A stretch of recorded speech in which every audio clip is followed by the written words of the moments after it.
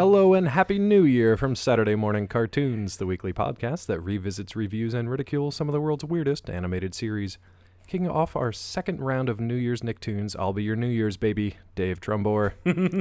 Joining me as always, my super strong and super naked co-host, Sean Paul Ellis. How's it going, buddy?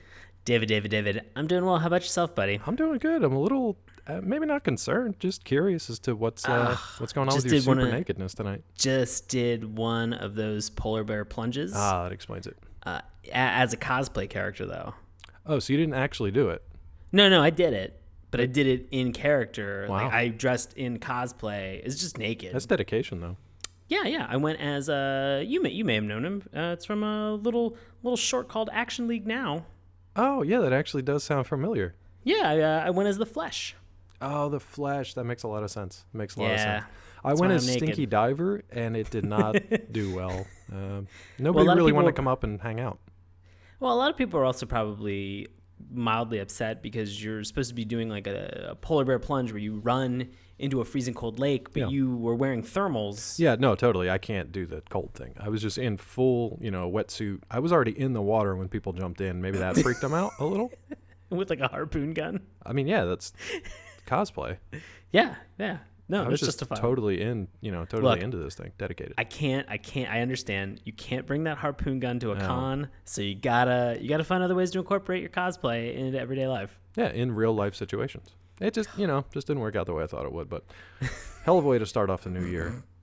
Of course, my friends, we were talking about KaBlam, one of Nickelodeon's Nicktoons. This is actually, I'm excited to be getting into this because this is our second round of New Year's Nicktoons. We did the first 4 ever, which are kind of like the classics. We did those last year.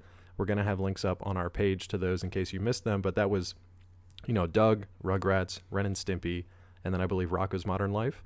Yep, and then we actually covered Real Monsters during a Halloween special too. So we actually did cover 5 of them. 4 of them just happened to be in New Year's Nicktoons. And now I'm happy to say this is the second round of that to kick off 2016. So Happy New Year to everybody. Happy New Year, guys and gals. Good times. And robots. Yeah, and robots. I'm glad you're listening. In the year 2016. Oh, boy. So in case you're not super familiar with what exactly KaBlam was, I feel like the other ones are kind of like household names. Everybody knows what they were. They had movies made about them, a lot of merchandise. KaBlam was a whole different beast entirely. So we're going to walk you through the history. Sean's going to kick us off with that. Right. So KaBlam is an American animated sketch comedy that ran on Nickelodeon from 1996 to 2000. The show was developed as a fully animated showcase for alternative forms of animation that were more common in indie films and commercials.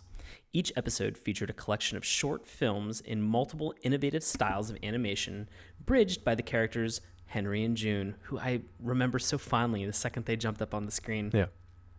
Henry and June would introduce the shorts and have adventures of their own in between these different shorts. Although Snick aired many Nicktoons, KaBlam was the only Nicktoon created specifically for Snick. Yeah, and if you're unfamiliar with Snick, it was Nickelodeon. It was Saturday Night Nickelodeon. That's right. It was the big orange couch, if I remember correctly. Absolutely. Yeah. That I was always when they wanted one of had, those in the house.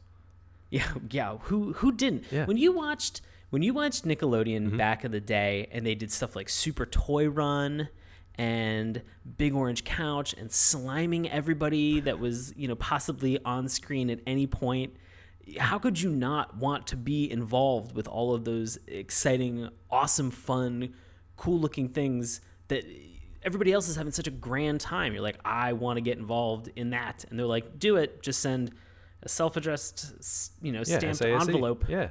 And enter into these contests, and I did. Yeah, I mean, who didn't, honestly? Yeah. I did all the time. Went through so many damn stamps. My parents were probably just like, all right. I think they actually got smart. They were like, you write the letter, put it in an envelope, and we will put a stamp on it for you and put it in the mail. Those fuckers went right in the trash, I'm sure. Yeah, I'm sure they're just, whoop. Like letters to Santa, and letters that had my hopes and dreams in them. Yeah, they all go to the same place.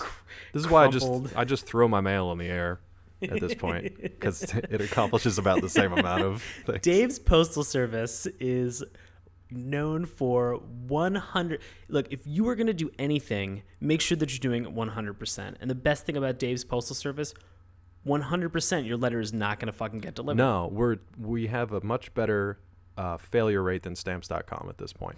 We're roughly on the same level as the U.S. Post Office. Or Panitney Bose. Yeah. We're all in the same ballpark. It's a little spinoff we've done here.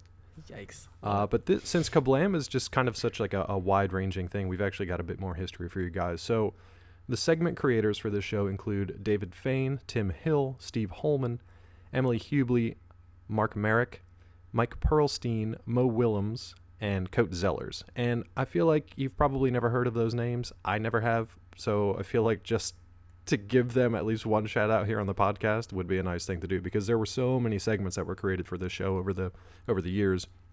You have to give them their due. Right. The theme song, which we'll definitely get into here in a second, the theme song and all the original background music on the show was provided by the Moon Ska Stompers, a band composed of King Django, Victor Rice, and members of the Toasters and the New York Ska Jazz Ensemble. The music in this thing was one of my favorite things. Once it queued up when we started watching it, it definitely took me back. Yeah. Took me back, not aback. Yeah. I was actually really surprised to read that it was the Toasters, because I actually saw the Toasters perform in Pittsburgh. Oh, nice. At Club Laga. Yeah. When it was still around. Right. And so that was, and I loved, I guess I started probably listening to ska in 94, I was going to say it was the mid 90s. So like this thing fit so that was like third wave ska was in full effect at that time. I had no idea that it was the Moon Ska Stompers until we were doing a little bit of research for this. Yeah, and so it makes sense that even when I was 16 years old, I was still absolutely watching this show on television, because maybe just subconsciously for the music, maybe just because I like cartoons. Yeah, I think both are totally acceptable. Yeah, it's going to be the a D, Toasters all I the recognize more. I just like that it said like members of the Toasters, so it could have just been like Right. one guy who did like a hi-hat. That was it. That's our member.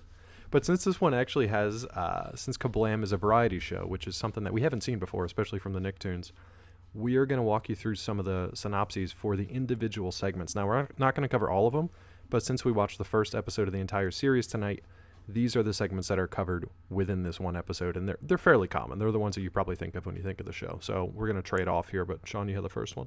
Sure. We have Sniz and Fondue. It is an animated short that was created by Michael Perlstein about two ferrets, which kind of feels debatable. Yeah, abstract ferrets. Yeah, abstract ferrets, who often get on each other's nerves. 12-year-old Sniz, who's voiced by Rick Gomez, is the younger kid ferret that is very hyperactive and quite the troublemaker of the pair. While 13-year-old Fondue, voiced by Oscar Reba, is the older teenage ferret who is the nervous yet intelligent one. This one's so weird. We'll get into all of these too, so don't worry if we're not digging into these yet. But the next one, which is definitely one of my favorites from the entire series, is Action League Now. It was made using Chuckimation, which is underused, I think. It's a combination of stop frame animation and live action shots where things are simply thrown or chucked or dropped into frame or wiggled around to simulate talking. It's the most janky bootleg form of animation you'll ever see, but it's amazing. The series followed the adventures of a superhero league composed of various action figures, toys, and dolls, mostly bootleg things that were just knockoffs of other things. This show was created by Tim Hill. Most episodes took place in the house of an unseen resident, and many of the characters were voiced by radio personalities from Pittsburgh. I just kind of threw that last thing in there because Sean and I have the Pittsburgh connection, so I thought that was cool. Such a good Action League Now was, as soon as we mentioned KaBlam, that was the first vignette that jumped into my mind as something that I couldn't wait to recap on. Yeah, and if you guys understood what we were talking about in our little banter intro, then that's Action League Now. And like I said, probably the first thing you think of. This was the next one that I would think of, though. So Prometheus and Bob. Yep. It is a claymation stop-motion segment featuring a camera-recorded mission log of Prometheus, an alien who comes to Earth attempting to teach a caveman, Bob, everyday things. So from the use of fire to the act of ice skating, the result is usually a failure by the mischievous third cast member who was simply a monkey. The introduction, done in a mock government file format, describes the events as having occurred over 900,000 years ago. You know, man, from all of these... It's over 9,000. 900,000. 900,000. From all of these different shows, this one I think is probably the one that departs from like traditional stuff the most, because it's not just like, hey, weekly adventures of these characters that you get to know. It's like, well, we'll get into it. I don't want to get too much into it now, but it's definitely one of my favorites.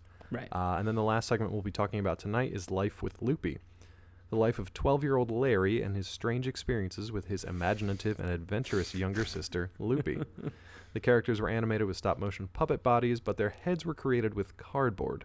The show was created by Stephen Holman. This one, what's interesting about KaBlam is all of these segments have a very different visual look to them. Sniz and Fondue, traditional hand-drawn animation. Action League now, just very realistic because they're just real action figures with some stop motion, but mostly this chuckamation, which is amazing. Prometheus and Bob, straight claymation. And then Life with Loopy, this weird amalgamation of like these puppet bodies and then the 2D cardboard faces, which they didn't have any depth to them. So whatever, if you were looking at them in profile or straight on or whatever, you just had to look at it straight on. They had to be drawn that way. They couldn't like turn around or anything. There was no 3 dimensions to them. So very, very distinct visuals for each of these. Hey, you want to throw it back to that opening song? Yeah. The opening song, the like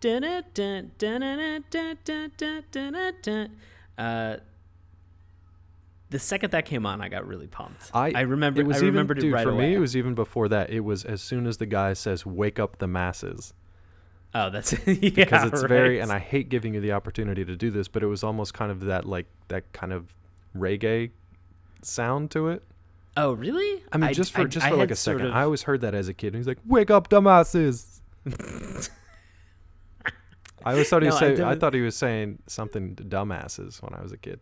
Oh, really? Yeah, that's what it sounded like to me. Secret swear words. Secret for swear young words. Dave. Yeah, Jamaican swear words. Jamaican swear words. I was into that as a kid. Now, there was I kind of always had it as pegged as some type of a radio announcer. Oh, okay. Sort of, calling out and signaling that things were happening. So yeah, it's interesting because he's like, come, everybody gather around. We got this party going. It's almost like a carnival barker. Like, and the animation style of it, too, was like this weird kind of overlapping.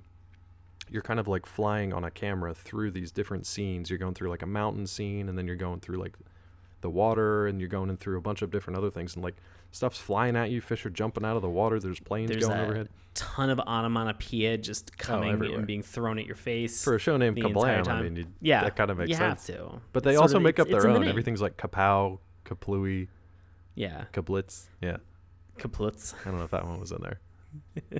But there's just so much that's in there. And then, I remember.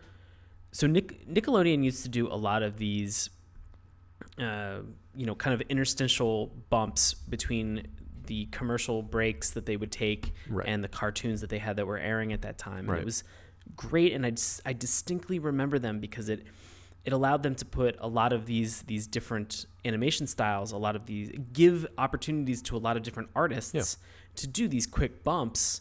The one that is so distinct that I remember is like, and maybe this was just a Saturday morning cartoon one, but it was the one that kind of like very sing-song. It just goes, after these messages, we'll be right back.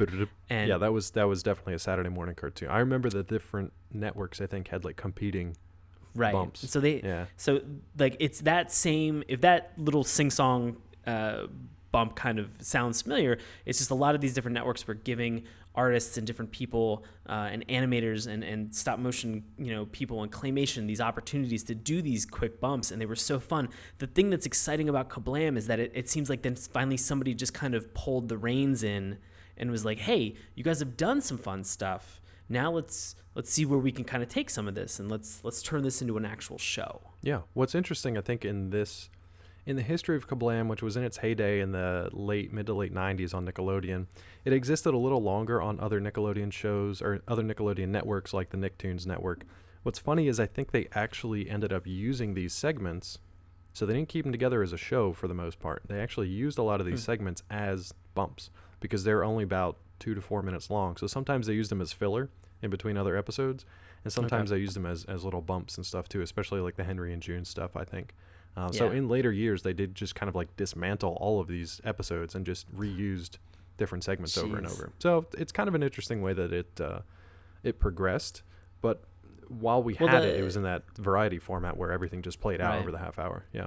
And the thing that stood out to me as being very distinct and interesting is that for the intro and then the Henry and June like sort of through line that we had for everything, it had very, very thick line. The animation style was very thick lined. And so, as we will see sometimes in cartoons and comics, there's sort of that outline or that trace of a body that contrasts sort of the background or something potentially that they're holding or something that's on their body.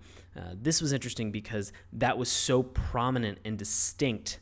They made some of the times when like June or Henry would move their hand, like their thumb had like an unbelievably giant like black outline around them. And I remember that, and even in the Sphinx in the beginning intro that kind of waves it swats its paw at you.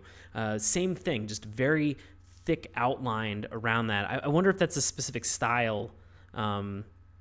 It was just really, that was the one thing that as soon as they jumped into the Henry and June stuff, immediately popped into my mind is like, oh, I remember this style. Like for this era of Nickelodeon, I definitely remember this.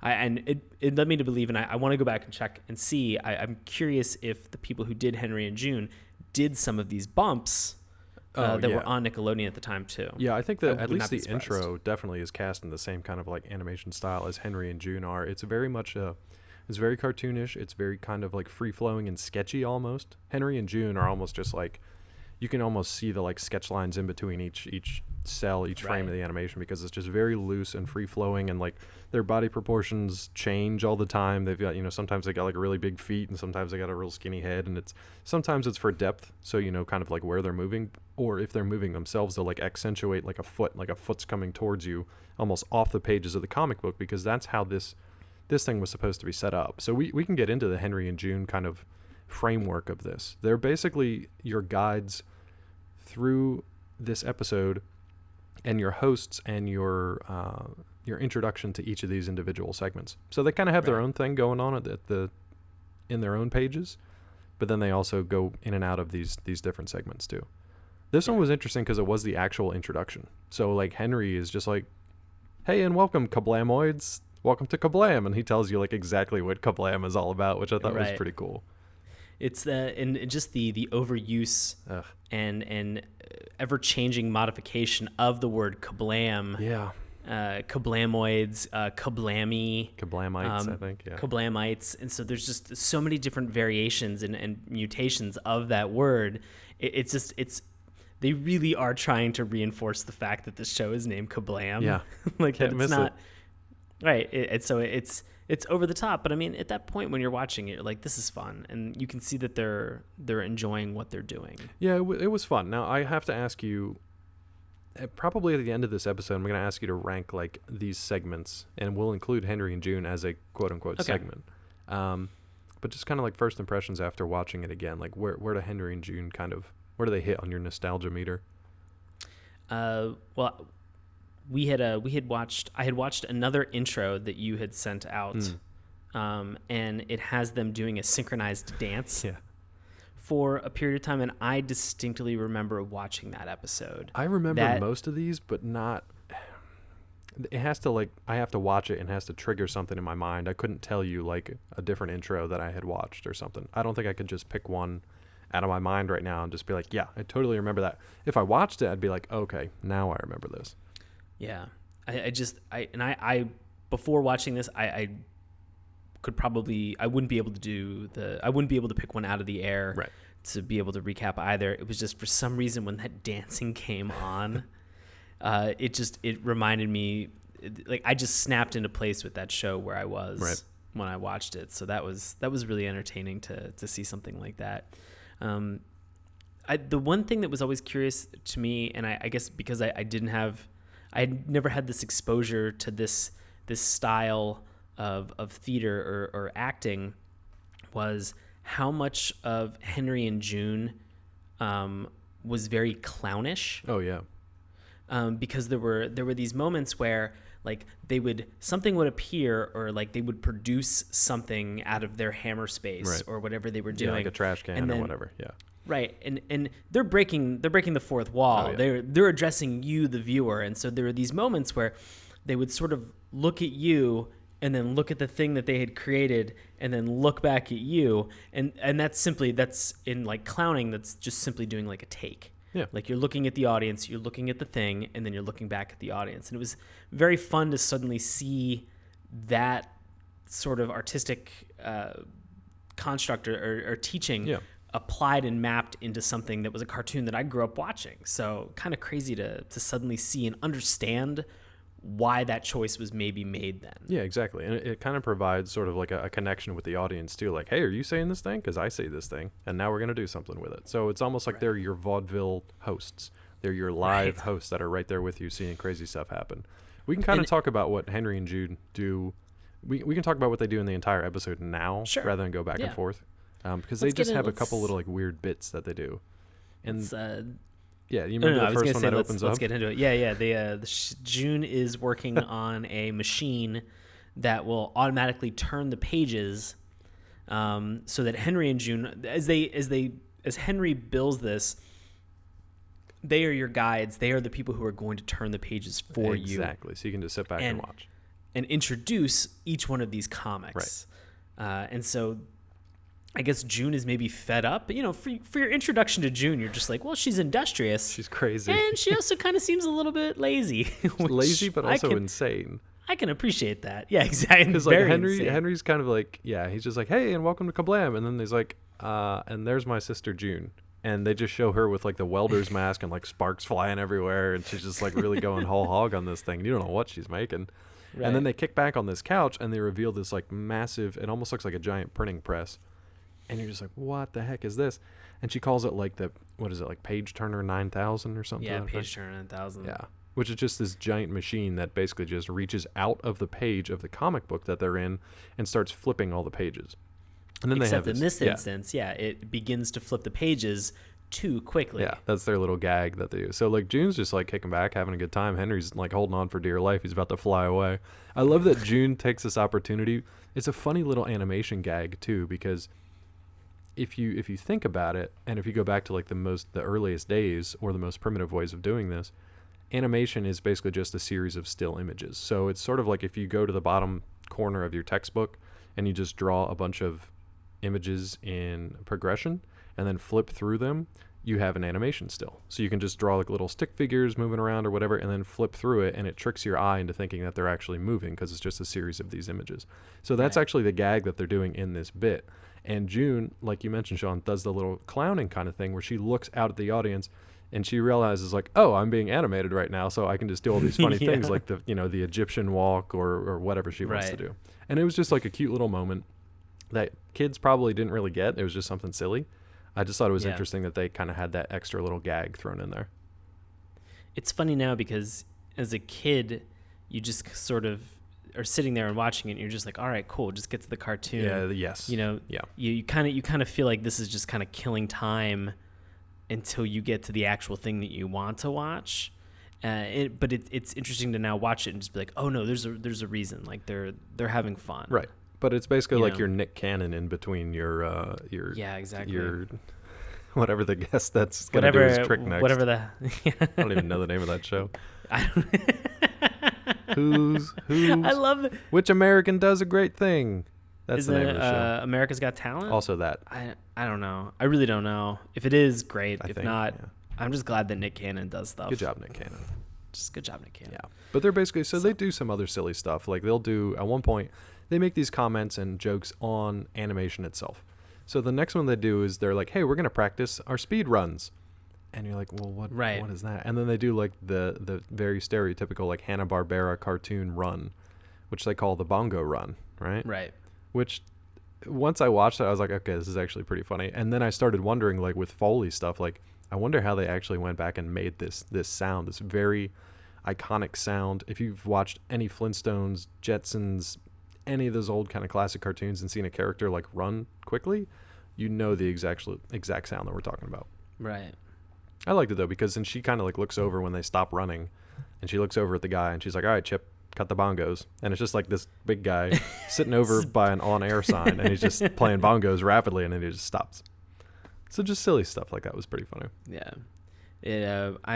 The other one that like jumps to mind is they are doing this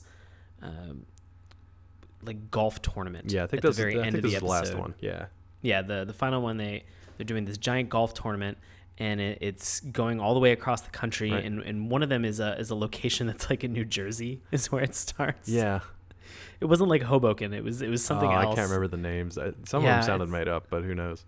So they go through like Great Lakes and all these other things, and then it ends in the Grand Canyon, and all Henry has to do is sink the ball into the Grand Canyon. He's very, very dangerously close, and you think there's going to be like a certain amount of some stakes that are involved in this, or some crazy thing that comes out of nowhere. Yeah, and there's not. There is none. He taps the ball, it manages to go in, and he's just like, and June is the entire time instigating him to screw up the putt, right. Kind of making cough noises and sounds in the background to potentially screw him up and throw him off of his game.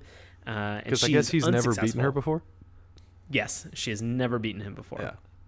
So she gets to that point where she loses, and Henry's just like, I did it. Well, we'll see you next episode. Yeah, there's nothing. There's nothing like, to it. That's it. The and whole gag was that like the hole at the end of this, literal cup at the end of this hole is just the Grand Canyon, and that was the whole gag. And then Henry falls into the fucking Grand Canyon, yes, and you're like, what? Well, see you next time, maybe. David, I don't know about you. Have you been to the Grand Canyon? I have not, man. I've driven past it both north and south of it, and I have yet to hit that sweet spot in the middle.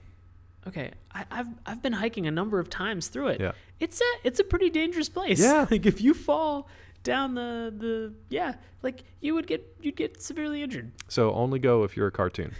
Yeah, is what we're saying. It's our PSA for tonight. I'm gonna start the year off with a PSA. It's better than some of the PSAs that we've done. Yeah, for we've cleaned our act up, and by we I mean mostly me. Do all the drugs. Do all the drugs, kids. Take drugs from strangers. Jesus. I might have combined a couple there. Okay, so now those are kind of our in-betweeners. Those are our Nick Cannons. We're going to get to the main segments of this. So now, arguably, I don't want to color your expectations here. So we're going to get to our first one, which is Sniz and Fondue. Now, if you remember, this one's supposed to be about two ferrets.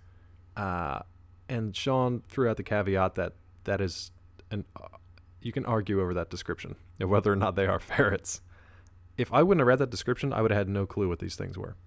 I would have thought that they were weird dogs. Weird dogs. Like weird dog things. Like groundhog dogs, maybe. So to give listeners out there kind of a visual, these things are all like different heights. There are 3 males and I think 1 female. The female you can tell because she has like a big bouffant blonde hairstyle and possibly boobs. I'm not sure if she did or not. She did. She did. That's awkward. She was named Bianca. Yeah, Bianca. Yeah. And then there's Sniz, Fondue, and I can't remember the other guy's name. Yeah, I don't even remember. I don't even actually remember if they introduced him or not. No, and that's the weirdest thing because the hosts kind of serve as an introduction. They say something to the effect of, and now for 2 guys who are worth their weight in body parts, Sniz and Fondue. Yep. I'm going to start introducing us as 2 guys who are worth their weight in body parts. That moment made me think of every bad show that I've ever been a part of, or any open mic that I've ever been introduced, right? Where the host just lies about what they're like. Next coming up to the mic is my favorite person in all of DC. Like, shut up! Yeah, just you don't shut even your know dumb me. mouth. You have no idea who I am, and so it's. Or even improv related, anytime that I come out on stage and people are just like, because you will go up. If I've hosted a bunch of shows, right. I've hosted quite a few shows in this past year, and so it's been one of those things where you always go up to the people and you're like, what would you like me to say about give me you? Something. Yeah, just give me anything. I'm happy just to say, like, you are what your name is. Here's this and please name. welcome them to the stage. Yeah. Well, now you can say they're worth their weight in body parts. I'm gonna say that they're worth their weight in body parts. Because nothing says welcome to the stage and then just you give that person the middle fucking finger. Yeah, and just sell them on the black market. I think that's totally acceptable. So that's our intro to Sniz and Fondue, which tells you nothing. But basically, you've got these characters that are just they're kind of just long rectangles with weird hairstyles. I don't know how else to describe them. Like red kind of button noses. Yeah. Like red kind of clown noses, maybe. Yeah, clown nose, kind of brownish skinned creature looking brownish things. Orange, burnt sienna. Yeah, burnt sienna. You could literally just draw like primary shapes on a piece of paper and then just take out roughly 3 crayons and completely draw these entire characters. Like, well, I mean, if you really want to distinguish who Sniz is, he's got a green mohawk. yes, and he's a real ass. So real he's pretty dick. easy to spot. And this one, so we don't know what the family dynamic here is. When I was a kid, I thought maybe they were just like a weird family.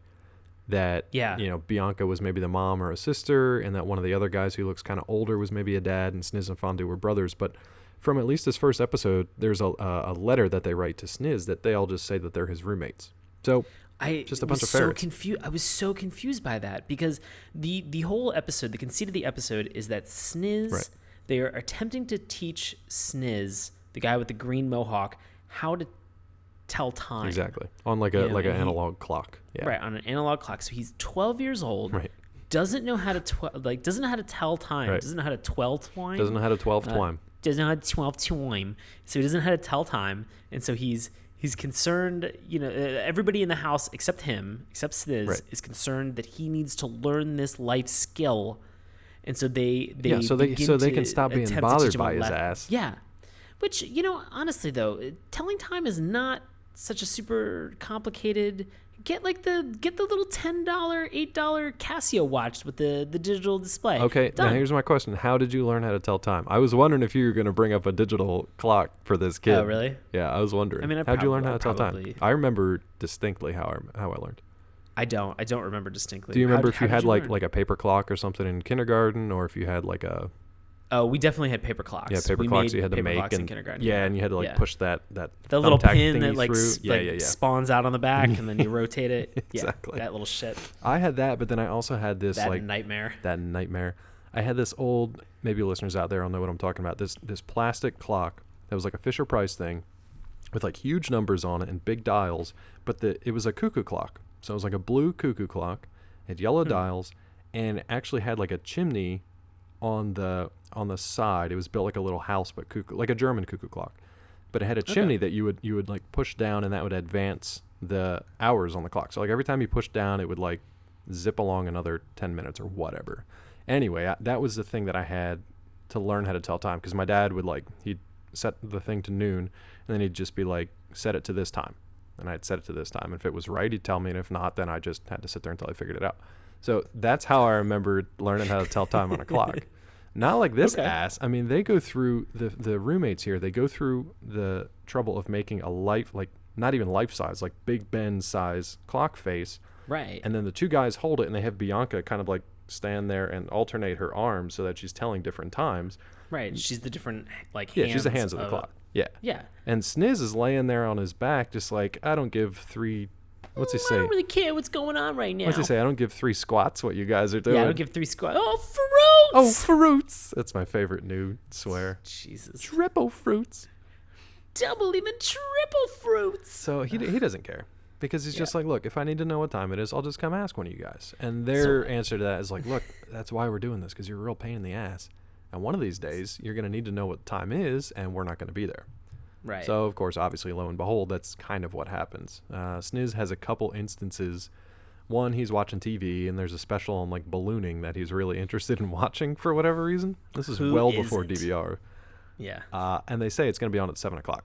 So he then proceeds to run around the house while everybody else is busy doing stuff. Like, I don't remember what Fondue was doing. I know one guy's, changing a light bulb. What's Fondue doing? Fondue he's ordering a pizza. He's ordering a pizza, which is very curious, because 13-year-old Fondue seems to always be wearing a blue smock apron and a blue chef's hat. Yeah.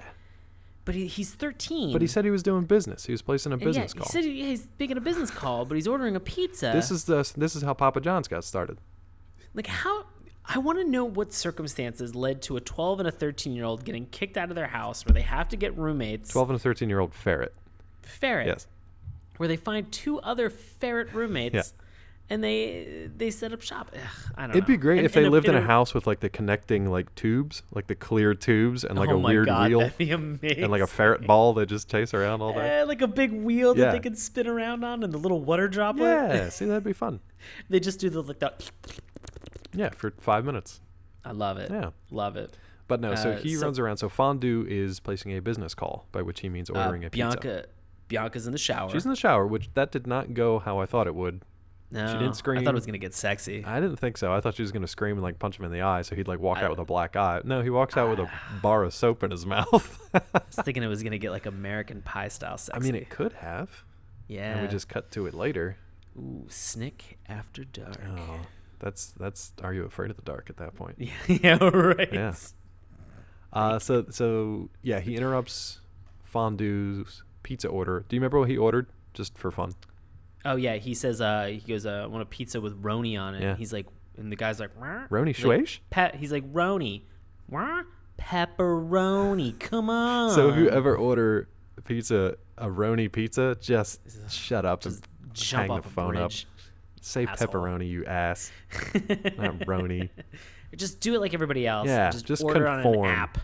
Just order on an app so you don't have to talk Yeah, to also people. that. And then have it delivered by a drone. So we've got Fondue on the pizza. We've got Bianca in the shower. And then Nameless Guy is on like a rickety ladder changing a obnoxiously large light bulb in the hallway. So basically, Sniz comes up, runs up behind him, and asks him the time. And I don't think he quite startles him. I forget what happens when he gets startled and like knocks this guy into the ladder and basically just ruins everything from this point on. Yeah. It's just a comedy of errors at this point that he's trying to Yeah. figure it out. And then they just cut to like Sniz asleep in bed. So Yeah. There's no circumstances. no, I mean they've only got a limited time here. There's nothing that like matters. No, the amount of So time he- we've he spent talking about this one segment is longer than the entire segment. So Right. yeah. So suffice it to say, they plan a prank. Yes. On / Sniz. lesson.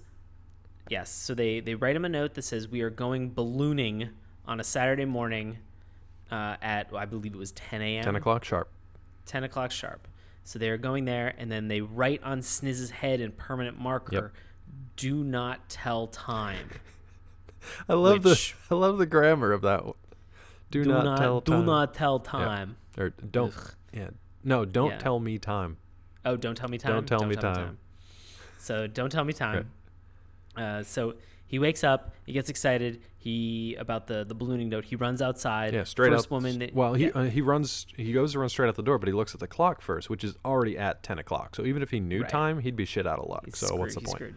But he says it's 10 o'clock, and they're he like already in the struggles through it. balloon. What's that? Right, and there are his friends are his roommates. His roommates are already in the balloon. they're and already just there. like, his loss. Like, oh well.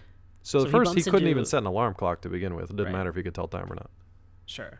So he bumps into a couple people, Right. and they tell him that they're not going to give him the time. Then Sniz suddenly sees in the distance, he sees the hot air balloon, and his roommates are yelling down to him like, "Hey, you missed it." I got to tell you though, I love the guy in the car. So he Okay, goes up to good. this guy in the car and sees the writing on his forehead. But he goes up to the guy in the car. The guy reads the writing and he just like laughs at him when Sniz asks him to tell time. Like a real jerk though, like a real jerk laugh. And then when Sniz is trying to read backwards, this kid is real dumb, so he can't even figure out that it's backwards because of the reflection.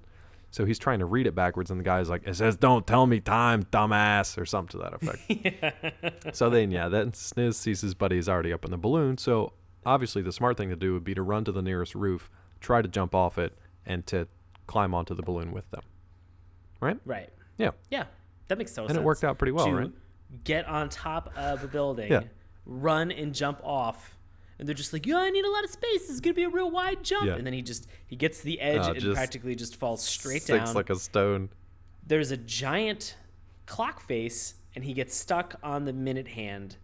Somebody says, you're going to have to wait until 10:30. Yeah. And in that exact moment, he says, you're going to have to wait till 10:30. And he goes, but it's only 10:05. I have to wait another 25 minutes. They're all like, and everybody's like, he learned how to tell he time. learned. Yay. So that was funny because like it's his lesson learned, and as the minute hand's going around, he's like, "Now it's 10:10. I've only got 20 more minutes, and now it's 10:15." It was not 10:10. That's what drove me nuts. No, the It- 10:15 one and the 10:29 one drove me crazy because they were Not not even not fucking even close. I remember that Fisher Price fucking clock, and I know how to tell time, ladies and gentlemen, and it was not even close.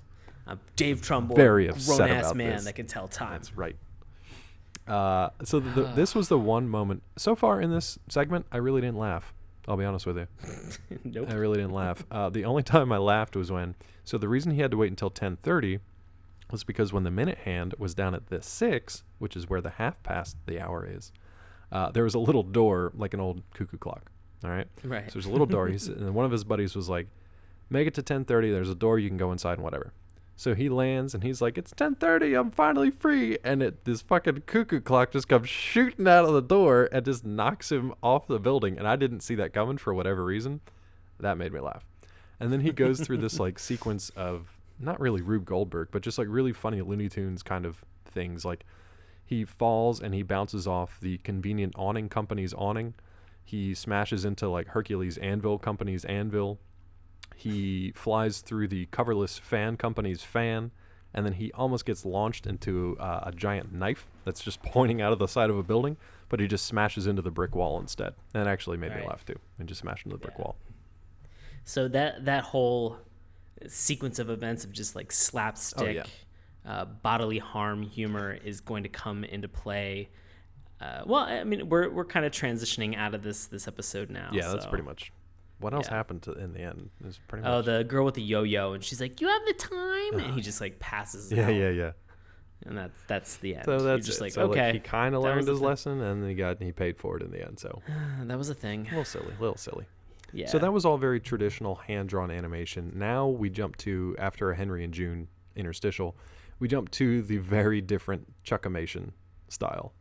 Right. Which is the best. If Sean and I were ever actually going to do like an independent show, I would prefer that we do it in Chuckimation because it's got the least amount of production quality.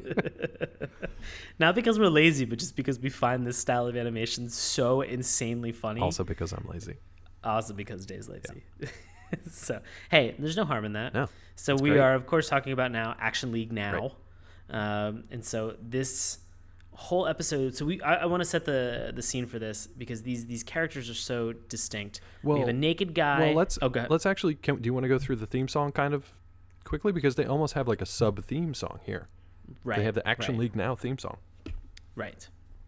So yeah, who do they? I think they introduced the Flash first. They introduced the Flash. Yeah. Who's super strong. Super strong. Super naked. Thunder Girl. Yep. Because she flies like thunder. Makes sense. And she's basically just like a large Barbie in like a unitard with a thunderbolt. Right. Yeah. With like a Flash style thunderbolt. Yeah. And Flesh is just basically a large He-Man character without any clothes on. Right. Yeah. We have Stinky Diver. Right. Who is a ex. He's like a Navy SEAL. He's like an ex-Navy operative. But he's really they throw his action hero down the toilet. Yes, so he just like lives in the sewers mostly. Yeah, Stinky Diver. And then they introduce the last guy, Meltman, with the uncanny ability to melt. With the power to melt. Melt. And he's just literally, if you had ever put a G.I. Joe in a microwave or just like burn the shit out of it with a magnifying glass. Or firecracker. Whatever. He's just severely burned and damaged and melted. Yeah. But it doesn't really affect him too much, at least not until this episode gets a hold of him. Yep. Oof. So this episode does open up with Meltman and Thunder Girl. Right. And they are just being awkwardly held by someone off camera. Yeah. And just shake. Anytime they talk, they just kind of do like a little wiggle shake just to let you know that they're the ones talking. If this happened, I'm doing it right now. If this happened in real life, there'd just be people wiggling all the time. It would be insane. It's great. Yeah. So they are, I guess they're in the mayor's office and they're looking for the evil mayor for some reason. The evil mayor. Yeah. We don't really get any history or any of the ideas behind evil mayor, but he's named as an evil mayor, so we're taking him as face value. So they are in his office. They're looking for a formula. Meltman is taking photographs with like an old timey kind of like shutter style camera. Yeah, with like a from like the 80s, like a cable switch where the cable runs from the shutter and you actually have to push it from the side. Yeah, which I think was just to be able to hold him up without a hand being in there like on screen with it. Yeah, they just welded him to this cable. Yeah. So they are putting a Meltman are welding him to take these photographs. He's taking them and he's just like, Chief is gonna be so excited, he's gonna kiss me. Yeah. And then something happens and he falls. He tries to take a picture of. He wants to take a selfie. He wants to take a picture of himself. He wants to take a selfie with an old ass camera. So he wants to take a selfie, and then the flash goes off, and he's taking so many pictures, he's just blinded by the flash, and he's like, "Oh, look at all the pretty stars!" And he just bonks into the old school big desk telephone, knocks that off. He falls, and then is hanging on like the corded phone, hanging off the edge of the desk, and he's like, "Oh, it's just like in the films." And then one of my favorite things in this episode and all the instances of Action League Now happens, which is just blunt force trauma to the characters. It's one of the most refreshing and just I think I now understand things, why you want to do Chuckimation, because you just want to chuck shit at action figures. I just want to drop heavy shit on inanimate objects. And it's hilarious. He gets hit, and it's beautifully filmed because he falls off the phone, he smashes into the floor, and you just watch him like bounce like you just dropped an action figure. And then the handset hits him, and then the phone base hits him. So it's just like this Three Stooges slapstick, just series of just really painful events that you're just watching this action figure go through. And that causes no real physical trauma except that he has temporary amnesia. Right.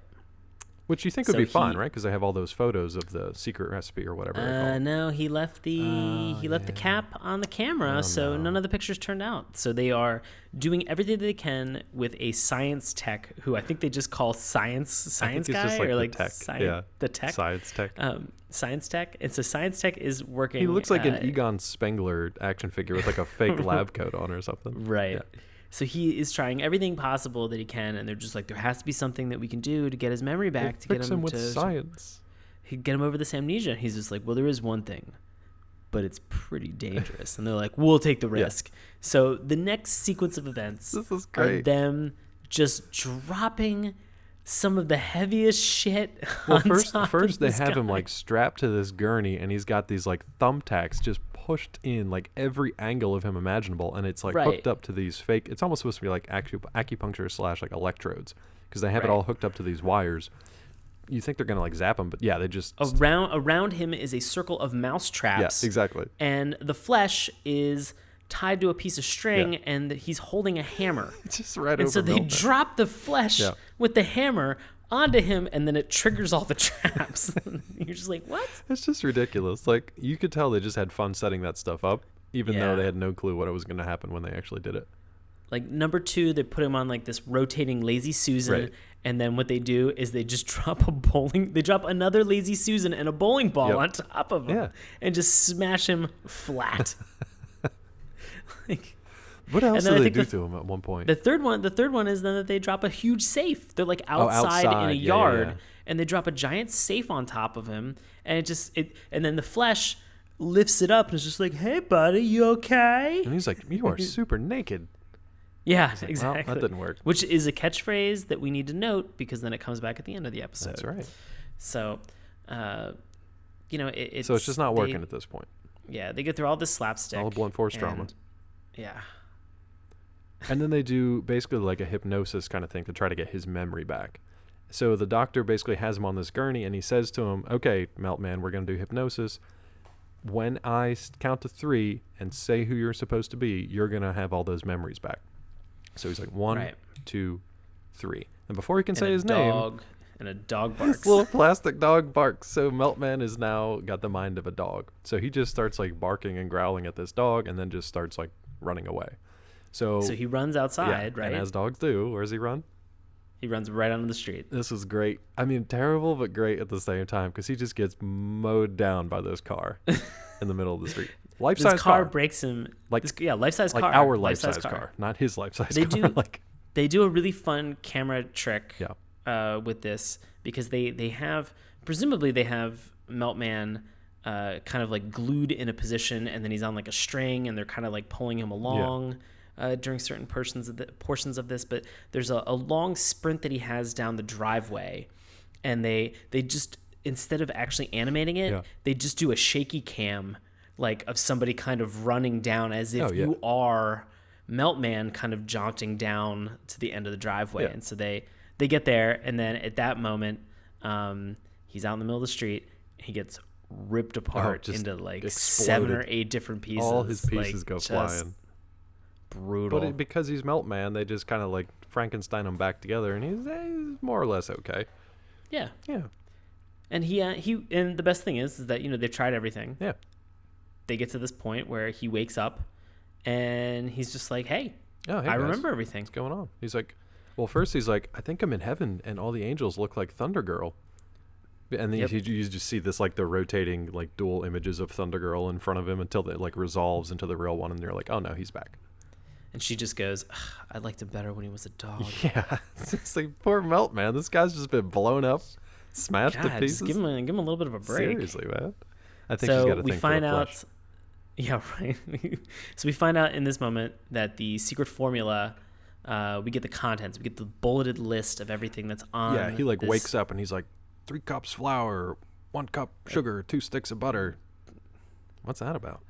Like one cup of chocolate chips. Yeah. And they're just like, oh, it's the evil mayor's chocolate chip cookie recipe. You're like, okay. The chief is so excited though. Yeah. I've been trying to get this for years. And in this moment, something happens where the chief like stumbles backwards. Well, right before that, the flesh. right before that, Thunder Girl is like, "Oh, Chief, Melt Man was so excited he thought you were gonna give him a kiss." Yeah. Oh, that's right. And so the chief and the flesh both go down to kiss him at the same time. Yeah. Bonk heads. The chief goes and flies back in like a gasoline can, and a box of nails fucking fall on him. Smashes him, and it's just shit like one thing after another. That basically all the stuff you have piled up in your garage falls on the chief at this point. That was my impression, was that this cartoon was made by somebody who had a garage that really needed to do a better job organizing everything that was there. But in the meantime, he's like, I'm gonna mutilate these action figures. Yeah, it's like I kind of have to clean it up. My wife's getting on me. But I got this camera and these action figures. Let's just make something happen. Yeah. So then the chief kind of comes to, and he's kind of okay, except for the fact that he just looks at the flesh. And he just goes, "You're super naked." Da da da da. And that's the end. End of Action League Now. I will say that Action League Now does come in 2 parts. So they normally would start it, and then when something crazy happens, they would cut to the commercial, and then they would come back and finish it up. So it's kind of their midway point, even though we have 2 more segments to go yet. So. Yeah, that was a lot of fun. Yeah. So we'll roll right into Prometheus and Bob. This one's pretty quick. Yeah, and I love the way that these are set up. So it's always with this like title card where it's got this weird kind of alien looking script, and then a caption will come up underneath it and it'll say like tape and then a tape number. So this one's like tape 37, and then it'll have a bridge subject. Yeah, bridge. So it's like that's what this one's about, bridge. And to give you a visual, so these are very kind of like the crude claymation. You have the tall alien Prometheus, he looks like one of the Greys, but he's very tall, he's very skinny, he's very purple. And then you have Bob. I like that you throw Greys out like everybody's just like, yeah, I got an abduction story that I want to talk about. Everybody knows about the Greys. I'll save that for another podcast. You know what the Greys are. Yeah, just watch X-Files when it comes back on. You'll see the Greys. Yeah, true. So that's Prometheus, and he's usually got a spaceship around or whatever. He's got this little clicker that he uses to like record and stop recording on his mobile camera that follows them around. And then Bob is just very much like a Neanderthal that he's just wearing like fur underwear, and that's it. But he's just very dumb. And then occasionally this monkey just kind of comes around and screws with him, which is probably the funniest part of the whole thing. I want to say the interesting thing about this is that the dialogue is very simplistic. Oh, this is so great, though. This is an exercise in visual storytelling. Yes, very much through so. And through. And so that's what's fun about this one, is that there are these moments where you see in this one, Bob demonstrates holding a saw, cutting down a tree, and then that tree falls over like a small like fissure that's in the ground. Apparently super deep, though. Yeah, super, super deep. And he walks across it and he demonstrates a bridge, and then he beckons, and a lot of his voice sounds kind of like yeah, they're almost digitized, but like mass, like you don't quite know what they're doing, because there are moments where he's like, what the hell are you doing? And you can like tell what he's saying, make it but out. He doesn't actually say it. And Bob meanwhile is just like yeah. And so a lot of it is just the simple kind of call and response where he'll motion. Prometheus will motion to Bob, and then Bob will have some type of a reaction. Usually completely opposite of what Bob wanted, or Prometheus wanted him to do. Yeah. Right. Because comedy. Yeah. So they go through this whole process of trying to understand this bridge and getting this bridge to go over, and they hit like 5 or 6 like decent beats. Yeah, and they're quick too. They're snappy. So it's like all based Yeah. around the same thing, which is this bridge and trying to teach Bob how to cross it, and shit just keeps going wrong. So like Prometheus will walk across it, and then Bob will try to jump and like fall, and then Right. once he rescues him, then Prometheus will fall into the cave instead, or into the fissure instead, and then the monkey Right. shows up and just causes all kinds of havoc. So like Bob will Monkey grabs the saw, hands it to the monkey grabs the saw from Prometheus, and then the monkey hands the saw to Bob, Who's and Bob's sitting on the on the bridge. log, and he just begins cutting it, and he falls down into the fissure. That's And probably so my favorite.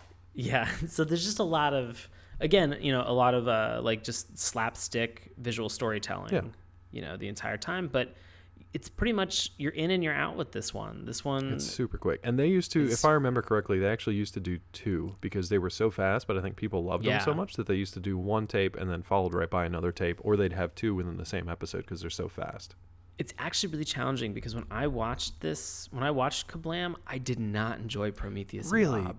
We'll talk about this Yeah. once we rank them, but this was, Yeah. well, you'll find out. But Yeah. I always wanted to watch, I really didn't want to watch anything but Action League Now and Prometheus and Bob. Okay. Yeah. All right. So that's pretty much Fair. it for this one. It's really simplistic. Yeah. It's kind of a visual, like Sean said, the visual medium. So it's better to just go watch that one than listen to us idiots Right. talk about it. So we've got our last segment coming up now. This is Life with Loopy. So remember, this is the weird one about this family that they're all stop motion animated with puppet bodies, but they have cardboard faces. So it's a really weird visual look. Yeah, which is a really interesting aesthetic to see Yeah. that these. So for the bodies of these, it's interesting. Cardboard cutout faces, where on the cardboard cutout faces there would be the eyes and the mouths would be animated. Right.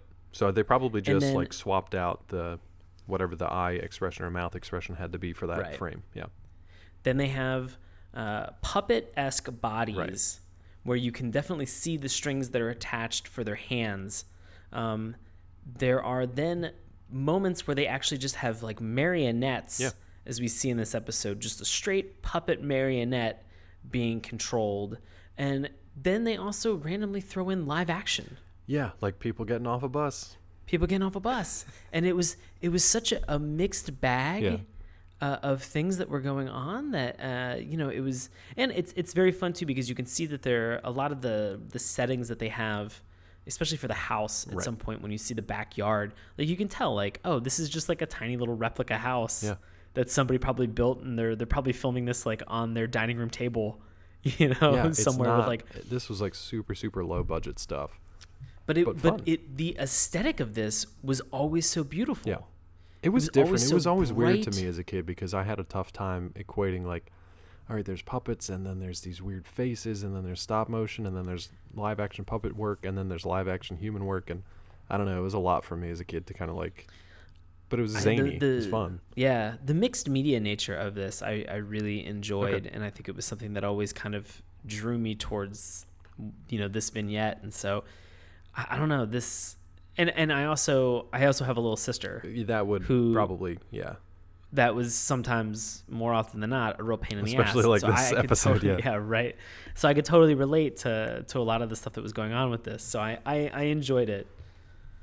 Yeah, so this one kind of goes back. So like in the opening when Sniz was being a little jerk and didn't want to learn how to tell time, in this one Loopy is refusing to take a bath. So what happens, like that old, urban legend or wives' tale or fable that your parents would tell you, you start sprouting vegetables. Right. Yeah, you start sprouting That's what vegetables. happens. And not just like mushrooms and stuff, like full on like zucchinis and potatoes and Can you imagine? Oh, God, all I the would never places that we shower. have, all the places that are in the world that have food and hunger and famine problems, and sadly those people don't have access to clean water or to showers. If that just happened, where they just naturally grew mushrooms grew and potatoes food that they could and, eat from themselves. yeah, just like zucchini from under their armpits, and then potatoes out of their ears, Yeah. and mushrooms on the back of their heads. I don't know why these people are complaining if this is scientifically accurate. Some good urban foraging Yeah. at that point. You are your own farm. Right. Yeah. No, it's funny though. It's a very silly scenario that I love the way that they play it though, because the brother is kind of the only one who's kind of irritated with everything. The father is too, to an extent, But the mom's Right. just like, well, I mean, what do you have growing today? We'll see what we can make up. And she's like, well, I got these potatoes. And the mom's like, oh, I can julienne them into fries. She's just like looking for opportunities to like new recipes and stuff. That was definitely. I was watching this episode with Melanie, Yeah. and she just in that julienne fried moment just goes, "What?" That'd be my reaction. Like, what can is I make going out on? of these? Yeah. Yeah. But then her father at one point, because it gets ridiculous. The kid's walking around. She's not showering. She's sprouting all kinds of vegetables. The dad's like, look, you're living under my roof. You're going to go shower and live by my rules. And Loopy's like, well, I'll just go live in the backyard then. Oh, and live in the backyard she does. Yeah, she does. And she thrives in the backyard. With a little bit of sunlight. And some humidity. That's in the backyard. Yep. Turns into basically a garden. Yeah. Big enough that a forest ranger shows up and declares that it's now become a new national park. His face was so janky. He freaked me out, man. So, that was one of those like the, live puppet things, wasn't it? Yeah, that was one of the marionettes that they had. But the problem with the ranger marionette was that you could see the string from his upper lip to his mouth, and where the mechanics or where the mechanism was in place to control the jaw, but nobody was pulling that string, so his mouth just hung open the entire time, which is just like that, with a loose just he had no jaw muscles in his jaws, but he was talking and they just like would just like jiggle it back and forth. It was really disturbing. I love the fact that the dad in this moment is just kind of like, I don't know about this. I'm a father. I've got things to do. And the ranger's like, well, you get a park ranger hat. And he's like, yeah, I'm listening. Yeah. And they put the little hat on his head, and he's like, yeah, you got my attention. Well, now you have my attention. Now you have. I was a fine Southern gentleman. You now have my attention. Mr. Ranger, you had my interest, but now you have my attention. It just made me think of Leonardo DiCaprio. Exactly, that's what I was going for. The old Django. As Candy from Django Unchained, yes, So at this point, we get a little more mixed media because people are showing up to this national park in droves, but not puppet people and not cardboard face people. Just these are people getting out of these are actual human people. live action people, which had to be the getting animators. out of a bus. It had to be. They must have had so much fun with this. They look like animators. They look like people who had not been outside of a studio in years. They had fun, I'm sure. Yeah, I'm sure. But I'm just assuming it was the creators, because it was just like, who else would you get to just be like, hey, we need you to come by the studio, just step out of a bus for like 5 seconds, and that's it. Or maybe it was their friends, because I mean, doing fun stuff like this, for any of the weekend film projects that I've done, it's always so much fun to call up a friend and just be like, hey, can you come and do this like 5-second thing on film? It's gonna take 2 hours for us to probably film it, but we just need this 5-second thing for you. You may to or may not fun. Be cut out of the finals. Yeah, we're probably gonna cut you. Right. You're gonna be on the editing room floor in Tony Lazzaroni's bedroom. That's but right. Still the opportunity's there for people and friends to have fun. And like, I know we've had our guest Mike Visser, who came on with Tony for Clone War, and Mike has done so many random cameos in some of the movies that we've written for Crowded Elevator, and it's just awesome to see him come in and do like 2 or 3 lines, and then he's done. And he's just like, I had a fucking blast done with for that. the day. Like, yeah, I know. No, that's fun. So that's definitely what these people did too. But the funniest part for them was they kind of come off this bus and they look around and they get their binoculars out and they start looking around like they're really interested. And then what was it? Loopy decides that she's done. She doesn't want any part of it. Oh, tourists show up. Right. Yeah. And she's like, ugh. Tourists. That's right. Ugh. So she kind of like breaks And away from her own foliage and decides to go back inside, and the whole garden just kind of like rots away. So all the tourists get back on the bus and they're gone in like 12 seconds. And then it solves one problem, but it creates another problem. It's like, the dad loses his hat. Yeah, it's like what is it, like like you have mice in the kitchen, so you buy a cat, but then you can't get rid of the cat, so you buy a dog, and then you can't get rid of the dog, so you read Old Yeller to it. I don't remember the adage. That's pretty much it. Okay, fair. So so now Loopy now Loopy has been held up in the bathroom for 2 days and will not come out and share the bathroom with her brother. So her brother's just standing there like pounding on the door like she's been there for 2 days. Do you remember the nickname that she is, like something Stinky Pits? she had a bunch of good little like one-liners, but no, I think Stinky Pits was the one. She's like, hold your shorts there, stinky pits, or something like that. Yep. Hold your horses, I was stinky pits. Like, yep, all right. Makes total sense. Yeah, and then Henry hits a hole-in-one into the Grand Canyon. He's like, well, see you next time. End of episode. End of KaBlam episode number 1. So now's the point where I want to ask you, let's go through those 5 and just rank from worst to best. So which is your least favorite? I'm going to say Sniz and Fondue. I think I'll agree with you on that one. Yeah. All right, I think Sniz and Fondue. what's your next one? This is hard. Including Henry and June, too, don't forget. Yeah, I'm probably going to throw Henry and June in there. I'm with you so far. Okay. All right, so next. I'm going to say then Prometheus and Bob. I'm going to say... This is where we might differ. I'm going to say Life with Loopy here. Okay. Yeah. So then I think we're just switched for the next 2. My number 3 would be Prometheus and Bob, and yours would be Life with Loopy, and then obviously we'll switch that. My number 2 is Life with Loopy, and your number 2 is Prometheus and Bob. I think we can both agree that Action League now is the big winner. Yeah, I think that's probably the best one. I don't know. I was thinking before like that and Prometheus and Bob, because I really did love the style of storytelling, how it's just so... There is no dialogue. It's all that physical humor. And as a kid who like grew up watching Three Stooges, it was like the same thing.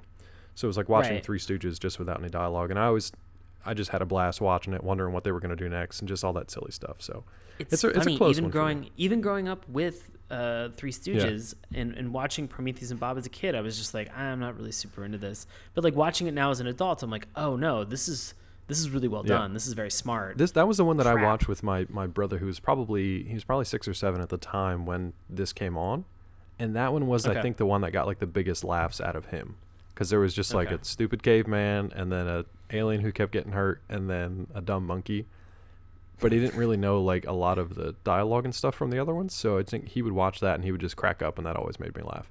So I think they're a close 1 and 2, but other people have different opinions on this one. So we do have a review recommendation. This one's fun. Actually, I sent you 2, I think. Did you get a chance to check out that second one? Yeah. Do you think that's the same person from before? Because it's almost like verbatim what we've done before. It's kind of interesting. I was curious whether or not, I don't know. Do you want to read the first one? I'll read the first one. We'll decide if we want to read that second one or not, because I feel like it's verbatim one that we've read before, the same damn person. Anyway, so this review is titled Even Beat, quote, All That. So in other words, I think it's better than the show All That. This is from Lifelike from Seattle, Washington, back in 2005.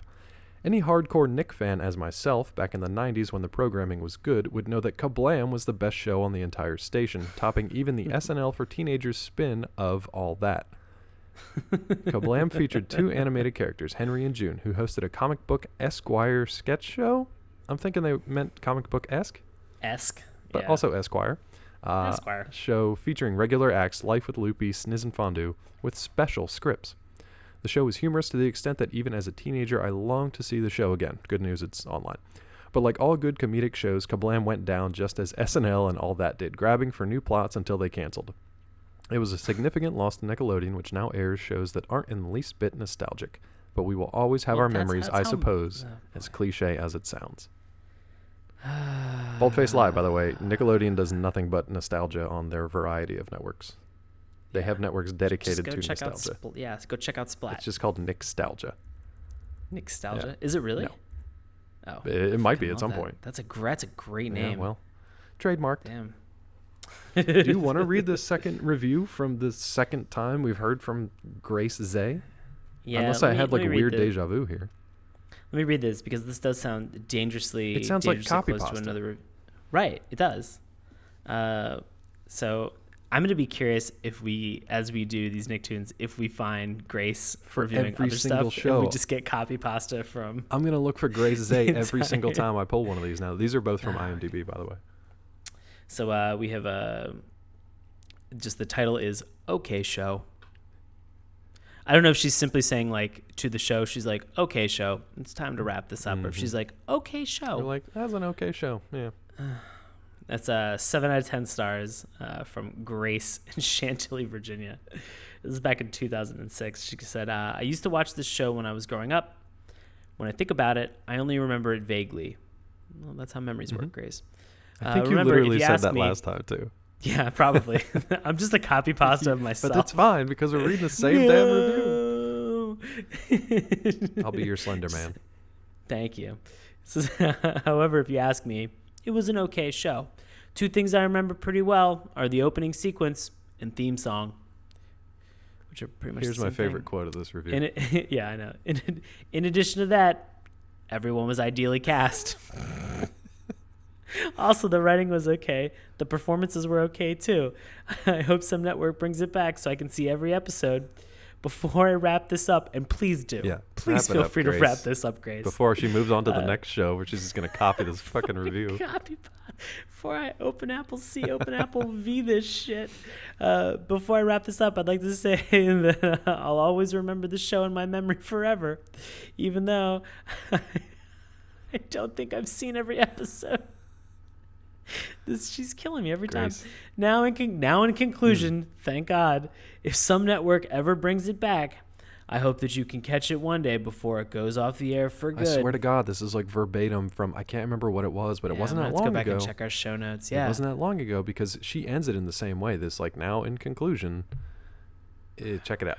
Like, I'm truthfully, if we find that this is not Grace and it is another person who listed their Gmail address, we should invite him on the show. In the review, I'm going to email. I know I joked about emailing people last time, but I will email these two people and send them the reviews and be like, if you two have not found true love, I'm gonna play Tinder. Let's put you together over Gmail. Lifelike and Grace's Oh boy. So we should probably get to some recommendations. Well, do you recommend this one for people to check out?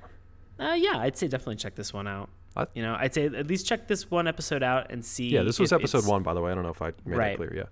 Sort of with the variety and the style that goes into the show, I think it's worth checking out. I think the aesthetic for some of these are beautiful, but it can be really hit or miss. Yeah. I feel like the show, certain segments are very polarizing. So, it's tough. If you find a segment that you really do like, you can probably just YouTube that segment and find all the clips for it. And then sort of cut a lot of the fat of the Henry and June stuff, or Fondue and Sniz. Yeah, or if you happen to like them, the cool thing about the variety aspect is like, yeah, you will probably find stuff that you're not a huge fan of, but you'll find stuff that you really like. So luckily now in the internet age, we can just find those bits and pieces that we like and not suffer through the other stuff. Thanks, Internet. Yeah, thanks. You're the best, Internet. So I'm with you, Internet. Sean. I'd say definitely check this out, just like we have for, I think, all the Nicktoons so far. And we will get to what we're coming up to next in just a little bit, but I want to turn it over back to Sean. He's going to let you know what he's got coming up in the next couple of weeks. Oh, man. I don't have anything really planned until Valentine's Day weekend. I'm going to be performing in San Diego for the San Diego Improv Festival. We'll be in the, I believe, 9 o'clock showing. You can find out more information online. Just Google San Diego Improv Festival. If you don't have a date for Valentine's Day, come on out and hang out and see my show. Yeah. I won't be your date, but I'll give you a high five afterwards. So. That's a good deal. Yeah, fair enough. We also will have shows kicking back off for Washington Improv Theater. You can always find more information about that at WITDC. That's WITDC.org. Dave, what do you got going on, buddy? Well, first of all, where can the folks find you on social media if they are so inclined? They're gonna find me and they're gonna love it. You're gonna find me on Twitter and Instagram at Sean Paul Ellis. Wonderful. And actually, Sean and myself will actually be appearing on yet another podcast. Oh, that's right. Yeah, we did an episode of Law and Order Special Viewing Unit with our friend and previous guest on the show, Matt Reuter, as well as Aviv Rubenstein. And they actually do a show where they're in the middle of going through every single episode of Law and Order SVU in order, and then doing a podcast episode about it. So we joined them for the 11th episode of the first season, and that should be coming out in just a couple of weeks by the time you guys are hearing this. So look for that towards the end of January, early February. We will let you know when that show is live, and you can listen to us be idiots over there as well. It's a pretty good one. It was a lot of fun, and we were extremely happy that Aviv and Matt asked us on their show. It was great. It was good times. As for me, you can find me over at collider.com. I'll be doing reviews for shows like The Flash, Arrow, and The Walking Dead when they all come back on from their mid-season break. Yeah, looking forward to that. Yeah. There's a lot of new shows coming out, too. So Collider's a great place for movie and TV news, especially as we kick off the new year here. You can also find me on Twitter at DrClawMD. You can find out more about Saturday Morning Cartoons at our website, SaturdayMorningCartoons.com. Remember, that's morning with a U. You can also find us on Twitter at MorningToons. Check out Sean's handiwork over at our Tumblr page, SaturdayMorningCartoons.tumblr.com. You can find us on Facebook and YouTube. You can listen to us each and every week through iTunes and Stitcher. And if you'd just like to drop us a line, suggest an episode for the future, just send us an email at SaturdayMorningCartoons@gmail.com. That's going to do it for us for this first episode of New Year's Nicktoons 2016. Sean, buddy, what are we talking about next week? I don't know. What are we talking about next week, football head? No, you football head. Move it, football head. Move it, football head. I just want to find a saxophone so I can just play this theme song for the next week. I love this theme song so much, man. It's good. It's so jazzy. It's so chill. Hey Arnold. We'll be talking Hey Arnold. And this one's actually been in the news lately because they are kind of bringing it back for a new season. Bringing sexy back. Also bringing sexy back. So we will see how that plays out. But we will update you on Hey Arnold, past, present, and future next time on Saturday Morning Cartoons. Happy New Year, and thanks for listening.